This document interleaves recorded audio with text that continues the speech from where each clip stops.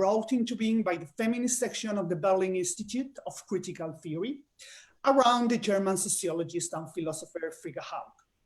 It was held in Berlin for the first time in 2015, followed by an increasingly international second Congress in Vienna 2016 and the third one in Lund 2 years ago. From the organizing committee, we thought that Marxist feminism should engage in every subaltern movement working from an intersectional approach, such as Black Lives Matter movement. We thought, how can Marxist feminism connect with Black Lives Matter's globally conceived? Our proposal to do this webinar was based on the intuition that Black Lives Matter is highly relevant to understand the workings of the 21st century social movements. So, to understand the proliferation of outbreaks around deep-rooted, long-standing injustices, intimately linked to new issues that will characterize the emancipatory movements of this new century. Today, we have come here with more questions than answers. We would like to learn how does Black Lives Matter movement connect traditional organizational structures and discourses with new ones. How does Black Lives Matter politicize its members in order to mold new political subjects? How do they create political reality through new practices and conceptual tools? How does patriarchal and colonial capitalism constitute or maybe dissolve Black lives experiences, genealogies, and utopias? How does this particular and at the same time universal experience of spreading misery, insecurity, and political vulnerability weakens, divides, or on the contrary, unites those who fight racism, commodification, financiarization, and misogyny, both without and within the US empire? For us, it's imperative to connect Marxist feminism and the 13 theses presented by Frigga Haug and the participants in all those Marx Fem conferences with particular events, ways of fighting, suffering, thinking, and doing. We need to understand that global emancipation can only be achieved through local emancipation processes because we are materialists and material conditions are always local, contextualized, embodied, and multidimensional. In our present, there are historically sedimented forms of domination and violence, which can't be reduced to one continuous path of development or to a central contradiction. As Professor Gayatri Spivak says, what appears as a race question is to be answered by each culture and society and to be related to the two other kinds or phases of domination. And in order to do this, non-linear thinking is necessary. So, to talk about all this, we have here with us Professor Gina Dent and Professor Gayatri Spivak. And it is Surya Parekh who will introduce these magnificent women. I want to explain beforehand how it's going to be the structure. So, you know, the special guest will speak around 20, 30 minutes each. Afterwards, Surya Parekh will ask a question, and then we will open the question time for the audience.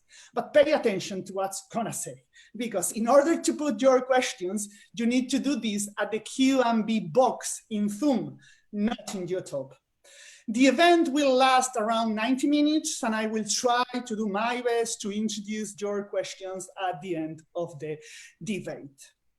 Now, Surya Parekh, here with us, welcome. He's assistant professor in the English department at Binghamton University. He's affiliate faculty in Women, Gender, and Sexuality Studies. His latest book project, Black Enlightenment, investigates the necessity of the Black subject to the Enlightenment. So the word is yours, Parekh. Great, thank you very much. I'm Surya Parekh. It's a great honor and privilege to be here. I'd like to thank all the organizers involved, especially I take it the two organizations for this event, Transform Europe and Iratsar. And let me also say that it's a tremendous pleasure and a terrific honor to introduce Professor Gina Dent and Professor Gayatri Chakravorty Spivak, both of whom I have known for a very long time, from I think my very first year as a graduate student. I met both in 2003. Let me introduce Professor Dent first. Gina Dent is Associate Professor of Feminist Studies, History of Consciousness, and Legal Studies at the University of California, Santa Cruz, where she was previously Chair of Feminist Studies, Director of the Institute for Advanced Feminist Research, and Principal Investigator for the University of California Transnationalizing Justice Multi-Campus Research Group.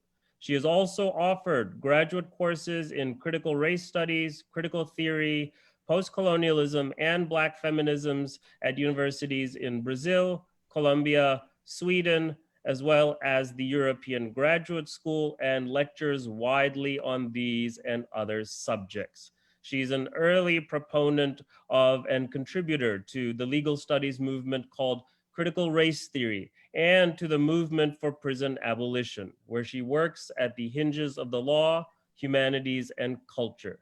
She is the editor of Black Popular Culture, which came out in 1998 through the New Press, and author of articles, many articles on race, feminism, popular culture, and visual art. Her forthcoming book, co-authored with Angela Y. Davis, Erica Miners, and Beth E. Ritchie, is Abolition, Feminism Now, coming out through Haymarket. Let me just say that neither of our speakers needs any introduction whatsoever. Let me now turn to Professor Gayatri Chakravorty Spivak. Gayatri Chakravorty Spivak teaches at Columbia University in New York and 4 Monojok Pathshalas in Birbhum, India. Her Marxist connection is with the Frontier Group in India, a left of the left critique of the parliamentary left, and with the Democratic Socialists in the US, interested in working with electoral politics in an educative capacity. She believes in creating obsessions for social justice in her students by way of celebrating the humanities beyond the disciplines. Let me now invite Professor Dent to speak to us first, and then followed by Professor Spivak. Well, thank you to all. And thank you to Surya, who's going to run the presentation for me. So I will just say, I'm so pleased to be with you. I'm speaking to you from Oakland, California. It's the morning here, and we are dealing with the impacts of climate change, political repression, and COVID. But we are also speaking from one of the centers of organizing. So I'll be speaking from that experience today. So you can please show me the first slide. Thank you.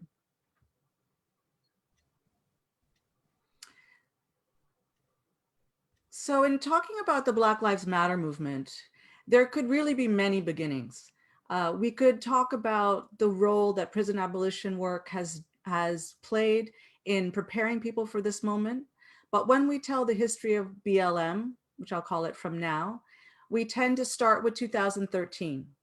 We start with Alicia Garza, Opal Tometi, and Patrisse Cullors, who had a conversation together on online, and then posted with the hashtag Black Lives Matter. Next.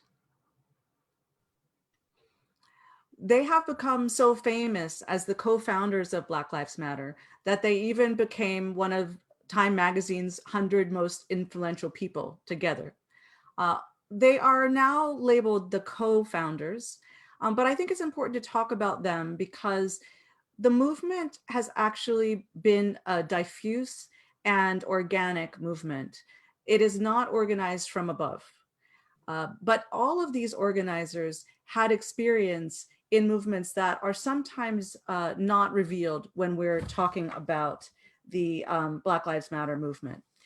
Opal Tometi had been working for migrant rights and human rights as a Nigerian American. She was very aware of those communities and those issues. Alicia Garza had her beginnings in working with domestic workers and still works on those issues.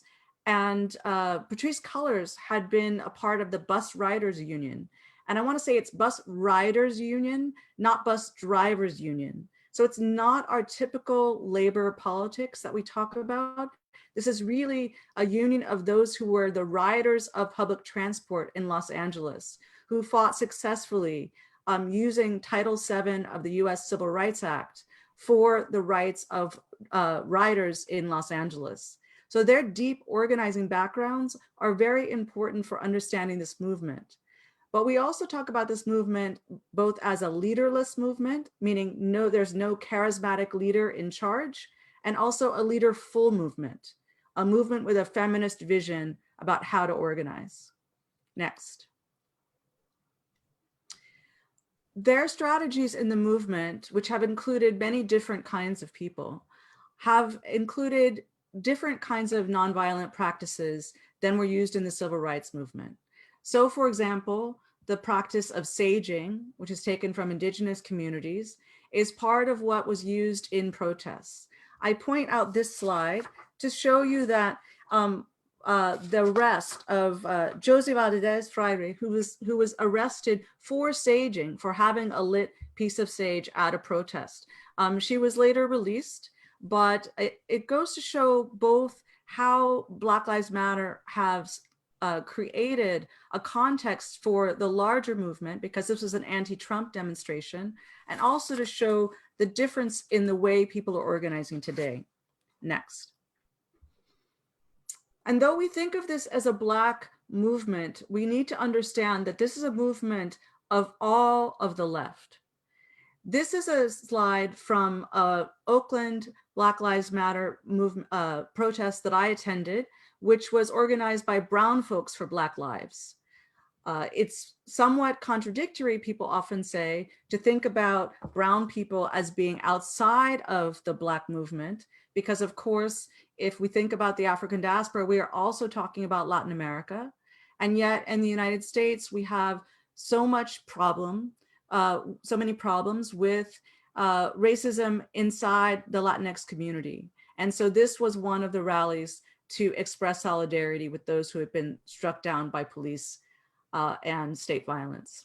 And you'll see the pictures of George Floyd and Breonna Taylor here. Next.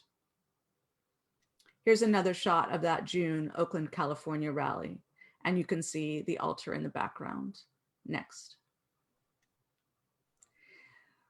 In this time, since 2013, when Alicia Garza, Opal Tometi, and Patrisse Cullors were inspired by the killing of Trayvon Martin to begin to address the situation in the United States differently, we've also seen many others come out and attack everything institutionally that speaks to a history which has non-included especially Black people, but also many people of color. This is an image of Bree Newsom. This is an image of Bree Newsom, who was climbing up the state house flag, a state house flagpole in South Carolina. And she removed the Confederate flag from that space. It was the first and very exciting action that launched a great deal of attention everywhere against the monuments of our slave past. Next. But to understand what's happening now, we also have to understand that these struggles are articulated to struggles against settler colonialism as well. In a more recent demonstration, there was the toppling of a statue of Columbus by indigenous protesters. And this kind of coordination is continuing to this moment. Next. It's also important to talk about the realm of culture and popular culture and the role that it has been playing in the struggle.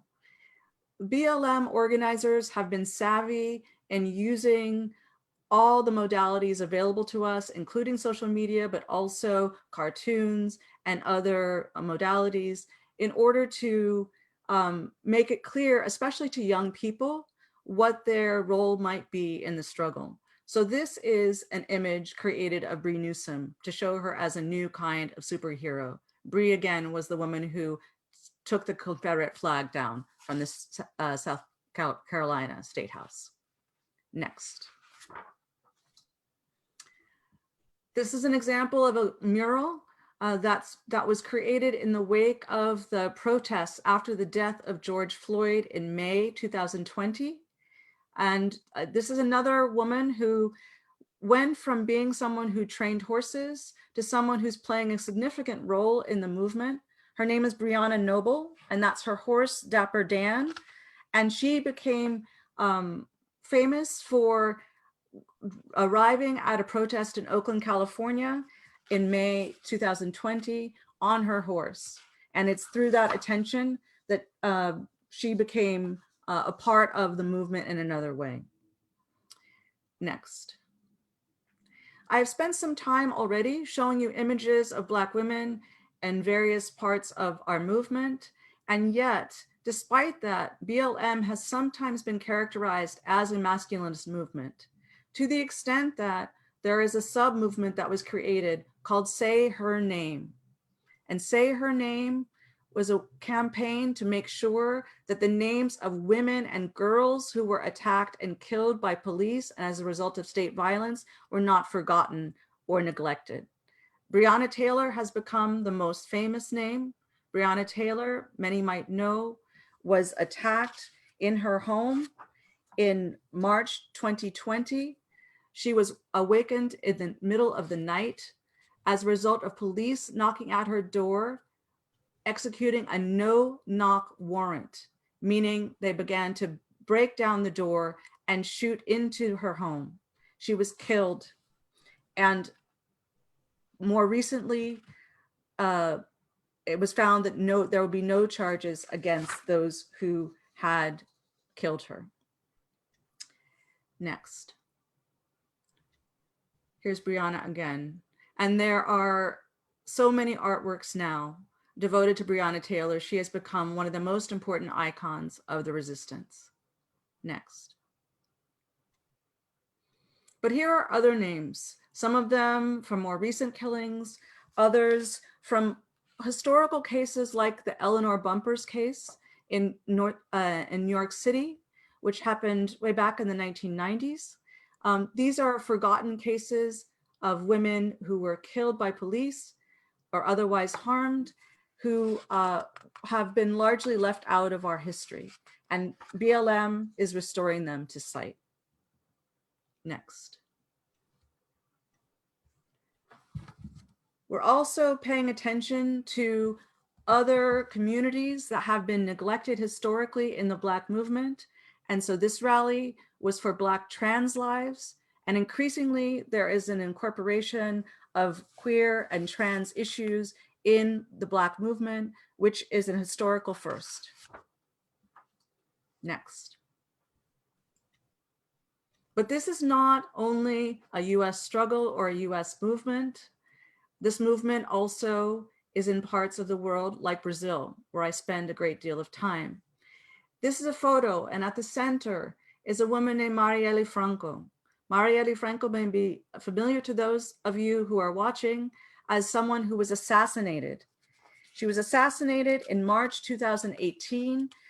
She was a city councilor in Rio for the Socialism and Liberty Party. She was outspoken about police brutality and extrajudicial killings. And in March 2019, 2 police were arrested and charged with her killing, but the family and supporters argue that it was coordinated at a much higher level. Next. Her sister, Aniele, and her family have continued Marielle's work. They have a foundation in her name, and they work to produce the Semillas de Marielle, the seeds of Marielle, those who are attempting to enter electoral politics, but also continuing to do grassroots work to end the violence, especially in the poorer communities of Brazil. Next. I should have mentioned at that last slide, of course, that it is in Paris and that they have been traveling around the world to talk about Marielle and talk about her work and share the situation in Brazil. Here's another image from Brazil. Stop killing us. There's a concerted effort, especially led by Black women, to call attention to the murders, especially in the favelas, in the poorer parts of Brazil. Next. This is assigned also from Brazil. Black lives and those from the favelas they matter. Next. And this movement, the movement for Black lives, is the larger movement of Black Lives Matter. Many people talk about BLM or Black Lives Matter, but now there is an umbrella organization, the Movement for Black Lives, that actually works at several different levels. They're working both at the electoral level and the grassroots level, but they're also trying to work internationally.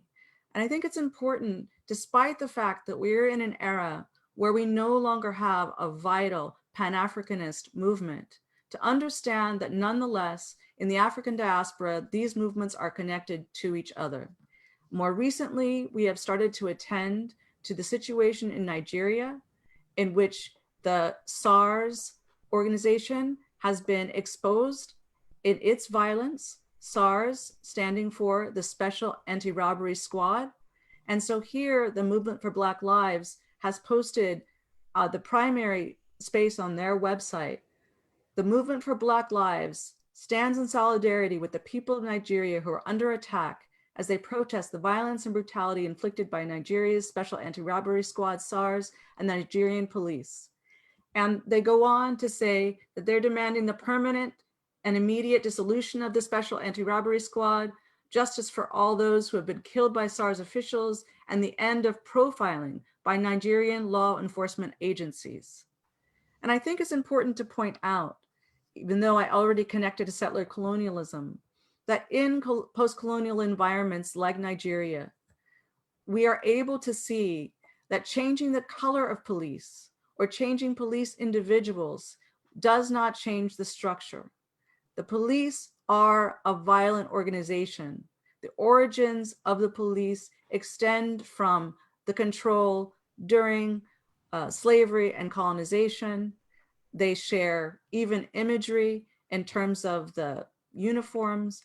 And so the fight to end not only police violence, but the police, not only violence inside prisons, but prisons themselves, has involved many of us. Next. Now we are in the midst of COVID, but we are not stopping our actions. And so here we see, and this is an image from Colombia, that we are all connected, and even more so under COVID with this fight. As you can see, Black Lives Matter in Spanish here. Next. Many of us know, I believe, the phrase, "I can't breathe." It was a phrase uttered by George Floyd, but it was a phrase uttered by many others who have been killed by the police over the years. That has become the calling for a new movement against police violence and incarceration. The Movement for Black Lives Electoral Project, Justice Project, has actually introduced something called the Breathe Act. It's not to be confused with what the previous Congress had as an act which was about energy. It's a newly developing work about changing the conditions of our lives with respect to policing and prisons, and returning us to new ways of thinking about security and safety. I should also say, as I finish now, that in this moment where we are focusing on these new activities, we are also experiencing a great deal of repression. The US president, I do not say his name, actually issued on September 22nd, 2020, an executive order on combating race and sex stereotyping, which mobilizes a colorblind and individualist approach and targets the academic field of critical race theory and also the institutional practices of diversity and inclusion, withdrawing federal funding for that work. Now we shall see how the elections will shape the terrain of our struggle into the future. We all hope that we will be in a position to fight for the breath for all of us. Thank you. Okay, Gina, what would you like? Shall we just open it up? Yeah, why don't we? I mean, I'm glad that you raised a lot of those issues. I was trying to be very brief, so I didn't say much, but you touched on something which I hope we will talk about more, which has to do with reparations for slavery, but translated in this moment into other forms of demands, Yes, collective demands, not just individual ones. Want to say something? If you want to. I'm not sure how much people are really aware of the longer history of demands from Black people, primarily in the United States, but not only, requesting reparations for slavery. Sometimes those are analogized to reparations that were given to those who suffered from incarceration during World War II, what they call Japanese internment, which we're now recognizing as another form of incarceration. However, I wanted to point out that one of the most important things that the Black Lives Matter movement has been engaged in now, and this is represented also in the Breathe Act, are demands for reparation that have to do with redistribution, as Gayatri pointed out, but very specifically reconceptualizing every segment of society in relationship to the legacy of racial capitalism. Wonderful. Thank you. I think that was needed. You want to open it up? Yeah, let's open it up. Let me ask a very brief open-ended question and also include 2 more questions from the Q&A so that it's not just me asking the question. All I wanted to do was ask both of you, invite both of you to just speak a little bit more about the question of citizenship here in relationship to both the claiming of the public voice, whether through art, through activism, or through teaching, and just make a comment that it certainly seems to me that both of you share an obsession for creating an obsession for social justice in your students, and students broadly conceived here. So just an invitation to say a little bit more about citizenship. Let me also, there's 2 questions in the Q&A, so let me read the 2 questions in the Q&A. So Alain Alvarez asks this question. Professor Dent talked about the fight from Marielle Franco in Brazil and how now there is some kind of BLM translated to Portuguese. Nevertheless, the fight from Franco existed before the international fame of BLM, and now her fight is associated to the BLM international movement. Is there the risk of a colonial dynamic within the left movements? Also, all over the world, we see graffitis of ACAB, all cops, all bastards, or translations of this phrase. Is there a colonial dynamic in the language of the left, specifically a replica of the English language colonization in academia? And then there is a question from Mona Kneisser.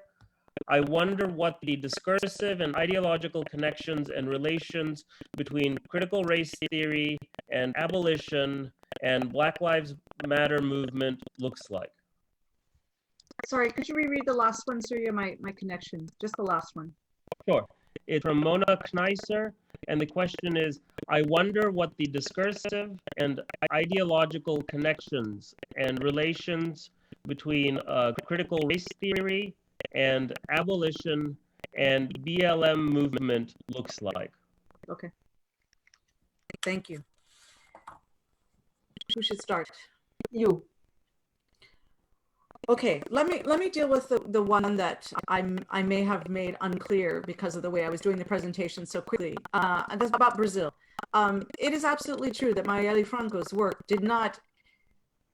was not initiated because necessarily of BLM.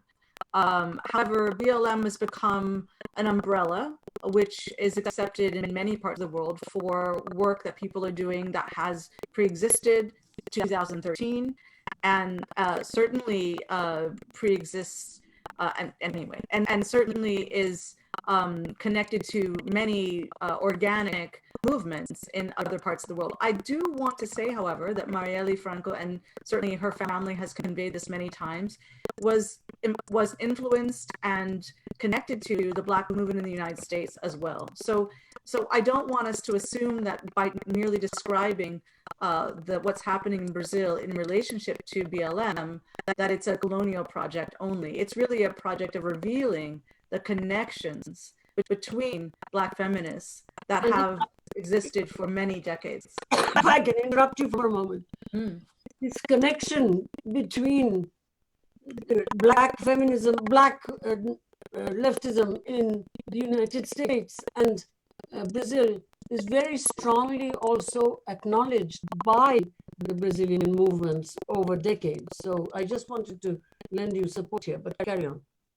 Yeah, and I do teach in Brazil sometimes, and I have been in conversations where sometimes they will invite those of us from the US to begin, and we do have to address very systematically the assumption that the knowledge is generated from the United States, which travel because of the translation and the capacity for many people outside the US to speak English, and the incapacity of many people in the US Academy to work in Portuguese or Spanish. However, I would say that when it comes to the on-the-ground movements and my own participation in the movements in Brazil and the United States, I think it is a very horizontal action. And then I could answer the others, but maybe we should let you go on, Gayatri, for some of those. Oh, I think you should answer you are more knowledgeable here. You should answer the other two. And then so I said, I just connected a little bit to the question of the language of the left, of obviously the dominance of English, the notion of global English is an issue that we encounter in Brazil, for example. It's also a problem even of the relationship to Spanish.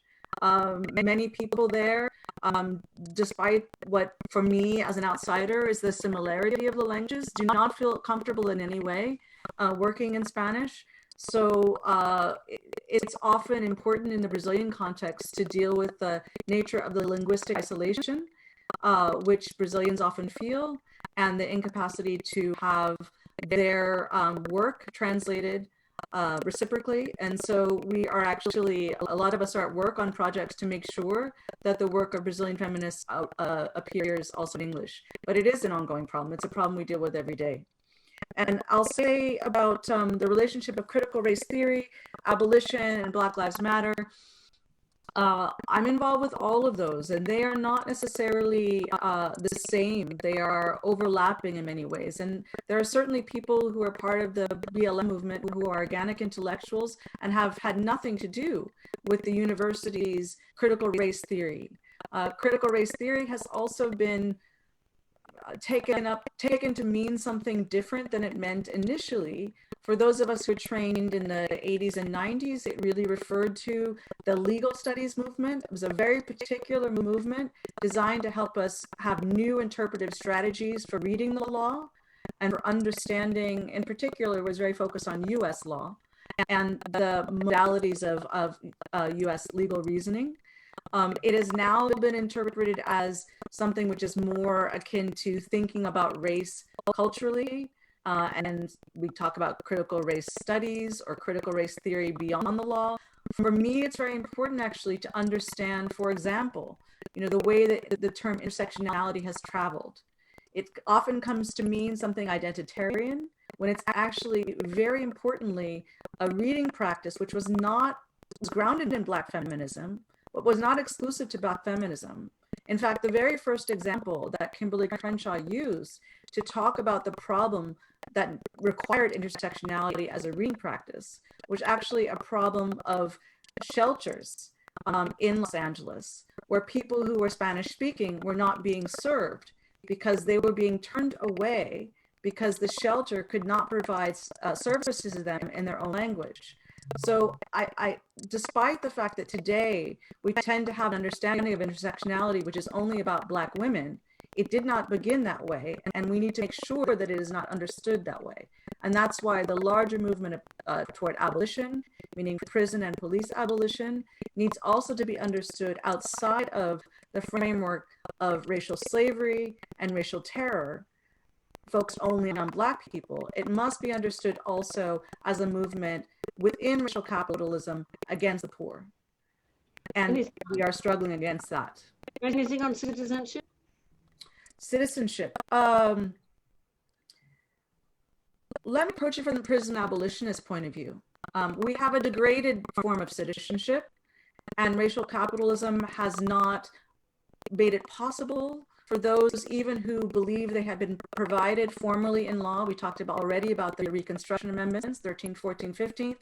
We talked already today about the Civil Rights Act.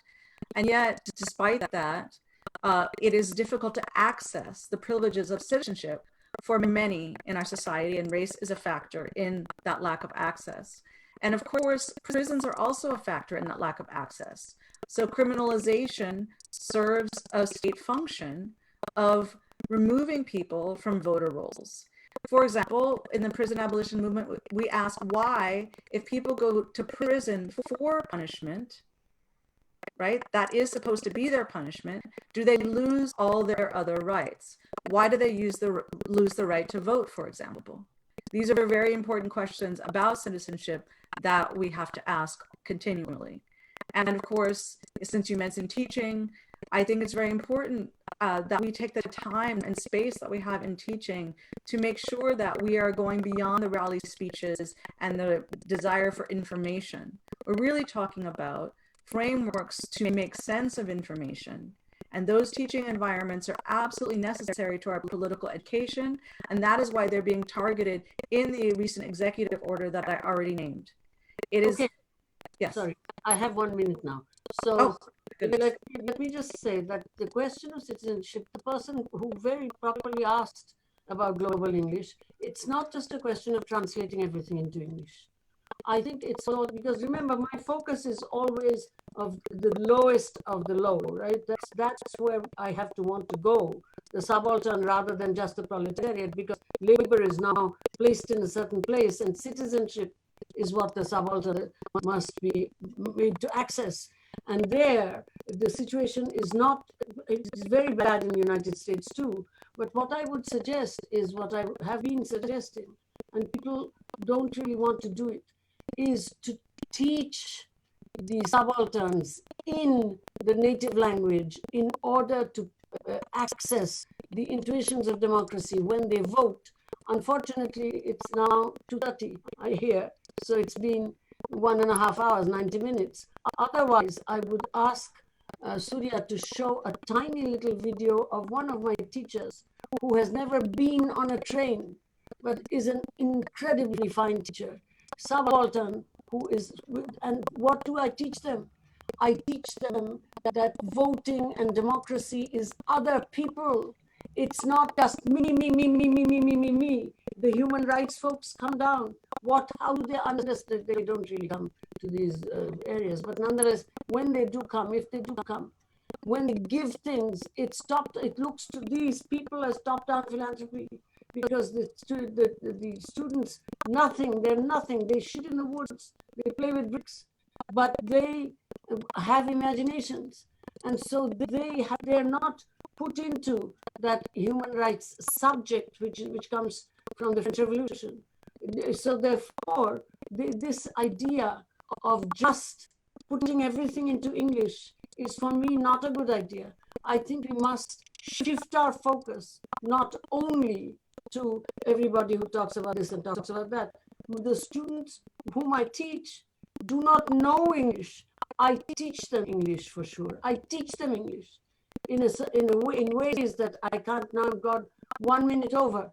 I can't really say how I teach them English, but I can say that the way they teach English, since they're totally out of any kind of global English oppression, as I said, they've never seen white people before. They learn to think of English as the old Arabic translators did, as another kind of Bengali. You understand?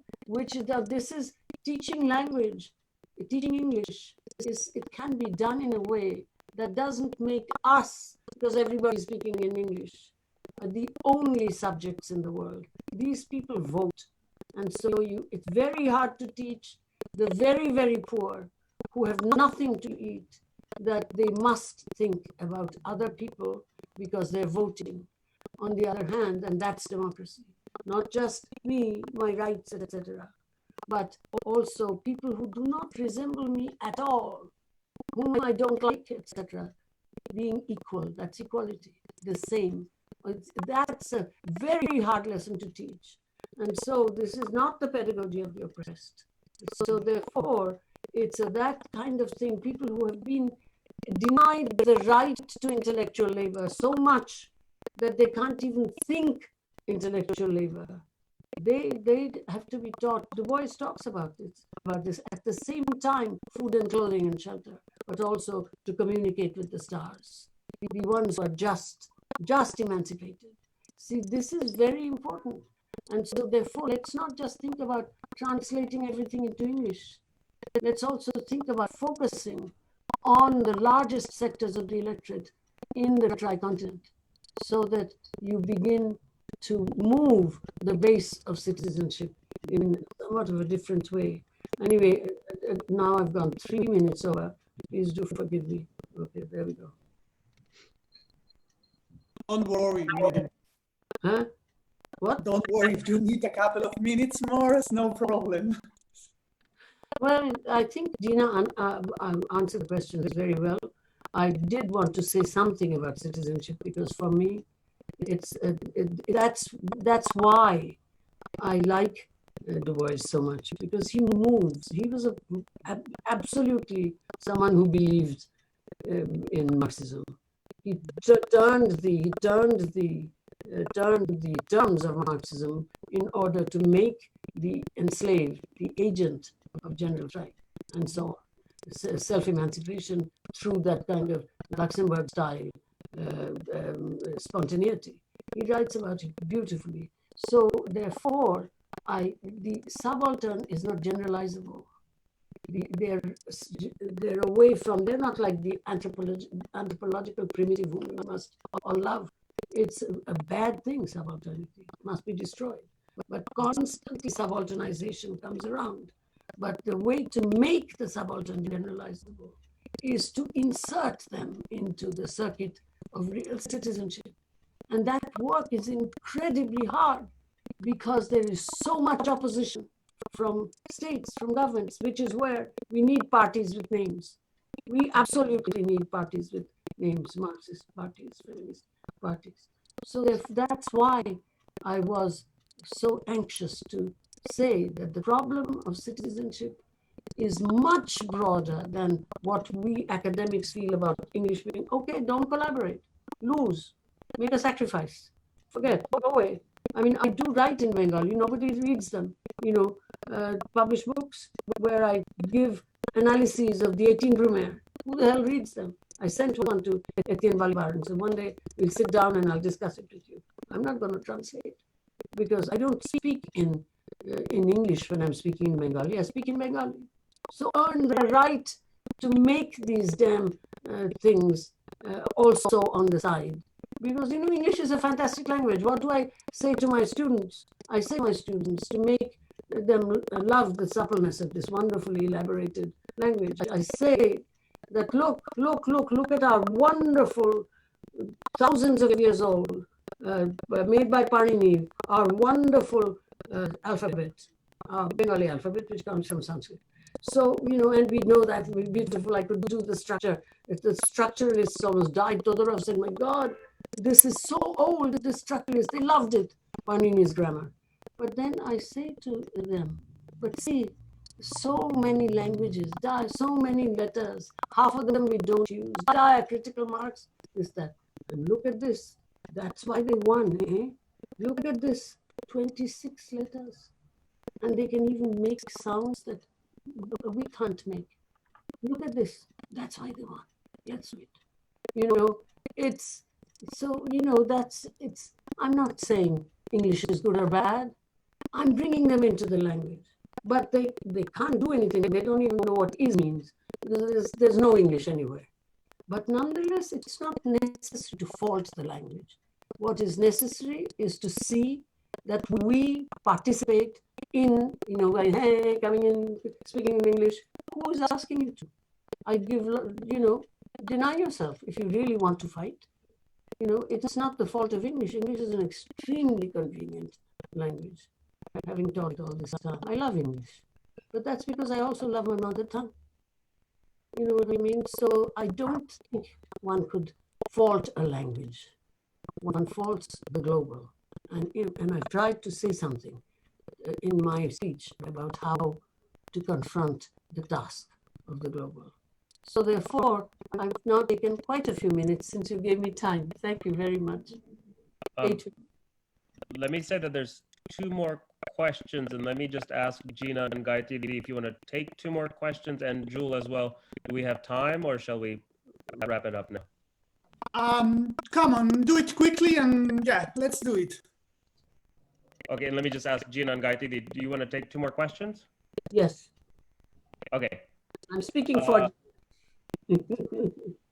age before beauty. Come on. The first one is from Arunima Jamwa.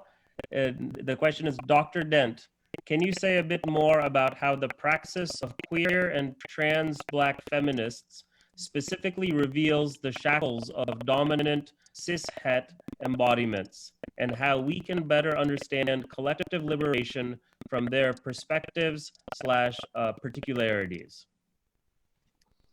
And then the second question is from Natalie Rashinovska-Pavleska, and she asks, is it sending Black, and in parentheses, and also female, artist Simone Leigh to Venice Biennale to represent US in the international art market really actual perception of acknowledged values, or is it following the policy of washing hands from the real politics that traces the logic of emphasizing equality that could be acknowledged otherwise? Is USA representing the image, and in parents, gender and race equality, that the world wants to see?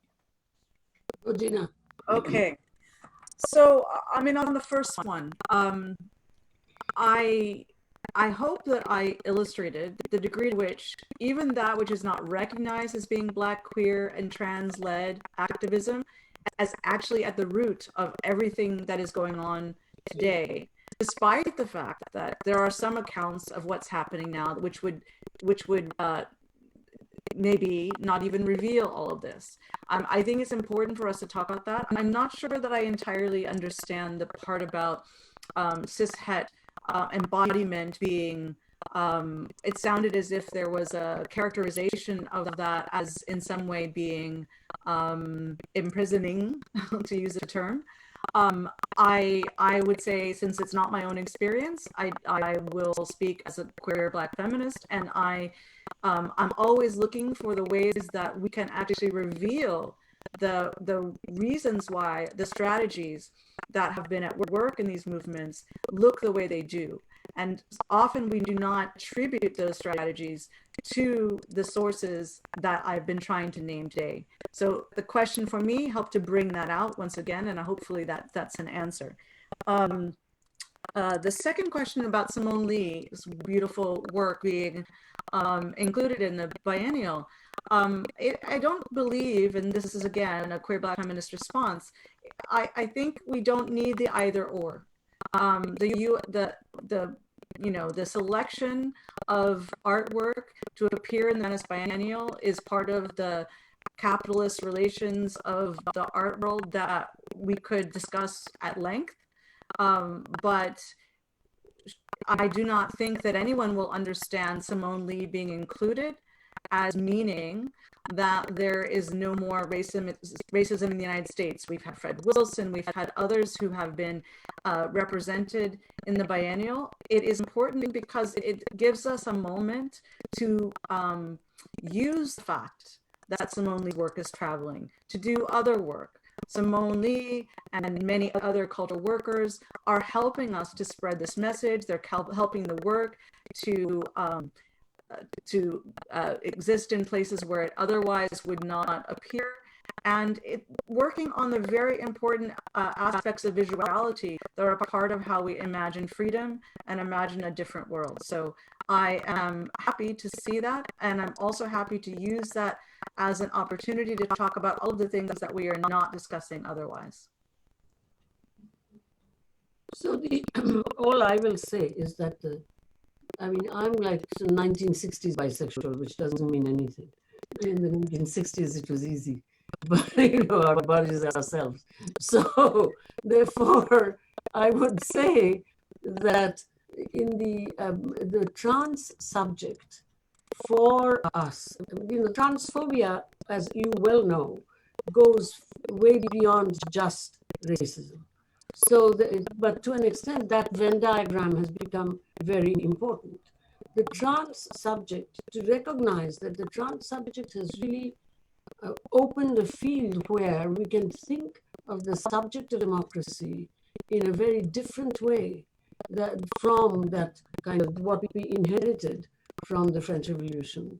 This is, for me, it has nothing to do with the question, and that's why I said what I said about who I am.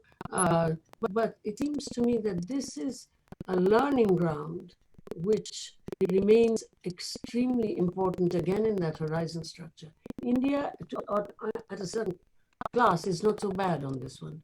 But in general, there is such resistance to recognizing even the trans subject that I think this is something, because to an extent, this is bigger than either racism or classism. This gender thing holds the social formations.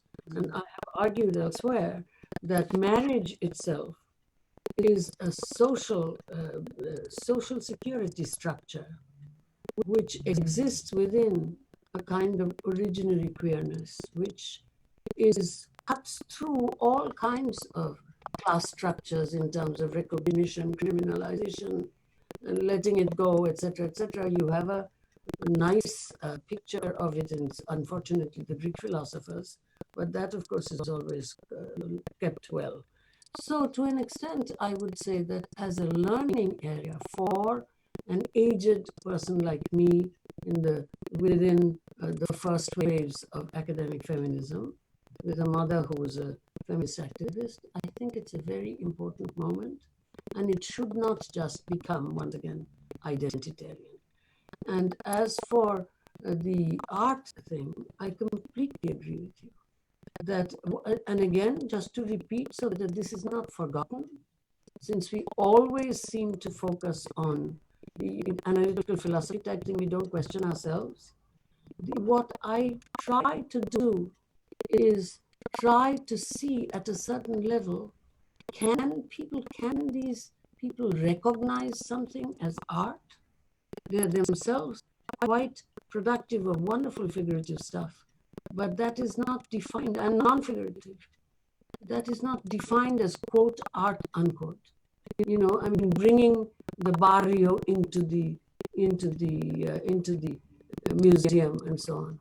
How is it done? I've been quite involved in this one for a very long time, which is quite apart from the Venice Biennale.